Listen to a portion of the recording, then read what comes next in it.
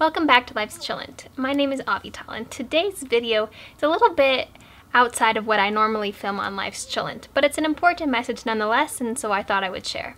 In the United States, today is Election Day, where we finally get to see what is going to be sort of the fate of the country for the next 4 years. We get to see who is going to continue to be president or who's going to be the next president, and so it's a very exciting day all around. We finally get to find out the results of what has been talked about for months and months and months. And it's interesting because when you look at the Jewish community, I've observed, and I think other people have as well, that there is a large divide in the Jewish community about what people's different political beliefs are. And I'm not here to tell you what your beliefs should be. That is your decision solely. But I do have a message related to the elections that I'd like to share. And that is, when we have people who think differently than us, it is so important to still recognize that they are people who God created, that if they're Jewish, that they are our brothers and our sisters, that we have to care for one another and spread love for one another, and not to be hateful. There is a commandment in the Torah not to hate your brother in your heart. And even further, when we look at the destruction of the Second Temple, so the Second Temple was destroyed by the Romans, but the idea behind it sort of being destroyed, why we believe that God allowed his temple where his presence rested to be destroyed, was because of what's called sinat chinam, which means it's sort of like baseless hatred, or just hating your brother, just hating another Jew. And also because we also believe that the temple was destroyed because of the Jewish people and the amount of gossip that they spread and slander that they spread and talebearing, and just they were constantly speaking negatively about their fellow Jewish people.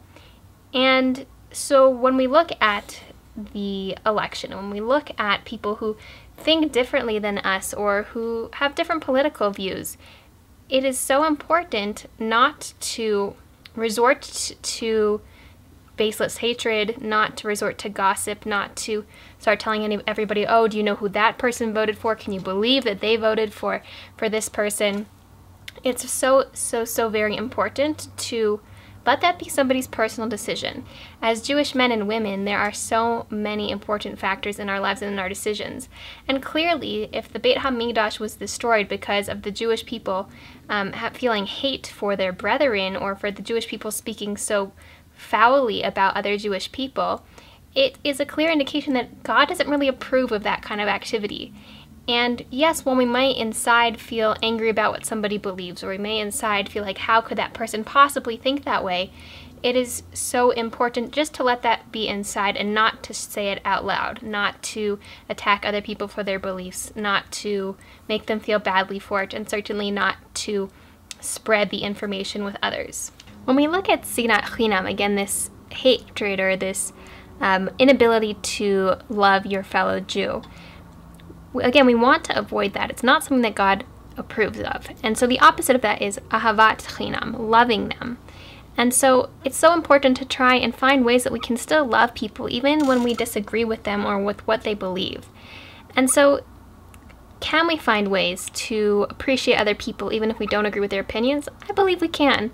I believe that it's really fine and okay and even praiseworthy when somebody begins speaking about politics and you know that their opinions are different, to just suggest that you don't speak about it, or that you find something else to talk about for the sake of peace between brothers.